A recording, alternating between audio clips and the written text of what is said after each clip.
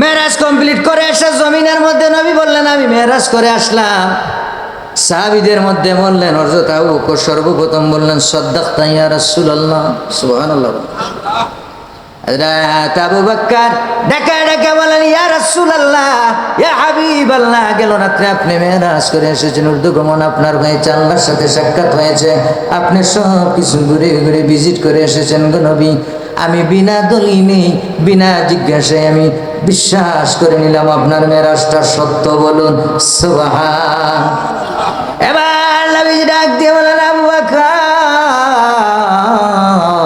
তুমি কেমন রে, কোনো প্রশ্নপত্র ছাড়াই কোনো জিজ্ঞাসা ছাড়াই আমার মেরাজের কথা তুমি বিশ্বাস করতে পারলা? হযরত আবু বকর ডাক দিয়ে বললেন ইয়া রাসূলুল্লাহ, ইয়া হাবিবাল্লাহ, আপনি রাহমাতুল লিল আলামিন, আপনি রাহমাতুল লিল আলামিন, উম্মতের কান্ডারি দরদি নবী, আপনি আলামিন, আপনি বিশ্বাসী নবী, রহমতের নবী, মায়ের নবী, আপনি জীবনে কোনোদিন মিথ্যা বলতে পারেন না। এবার নবী ডাক দিয়ে বললেন আবু বকর, কোনো প্রশ্নপত্র ছাড়াই, কোনো জিজ্ঞাসা ছাড়াই, যাচাই বাছাই ছাড়াই তুমি যখন আমার মেরাজের কথা এত দ্রুত বিশ্বাস করতে পারলা রে আবু বকর, আমি তোমাকে শূন্য হাতে ফেরত দিতে পারি না।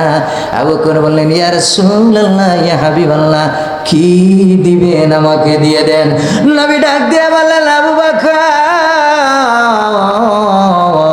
এতদিন ছিল তুমি শুধু আবু বকর, আজকে থেকে তোমার নামের সঙ্গে আমি এমন একটা ডিগ্রি, এমন একটা লকব লাগাই দিলাম রে আবু বকর, কিয়ামত পর্যন্ত তোমার ওই ডিগ্রি মানুষ বলতেই থাকবে, বলুন সুবহান।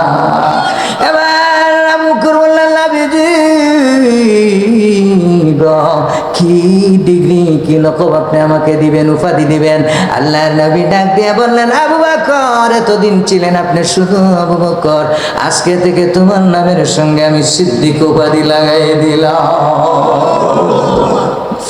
আরে আবু বকর, আজকে থেকে তোমার নামের পেছনে আমি সিদ্দিক উপাধি লাগাই দিলাম, সত্যবাদী, তোমার কথা সত্য, তুমি সঠিক বলেছ, আমি এই শব্দটা লাগাই দিলাম রে আবু বকর, গোটা পৃথিবীর জাহানের মানুষ তোমাকে সিদ্দিকে আবু বকর বলে ডাকতে থাকবে।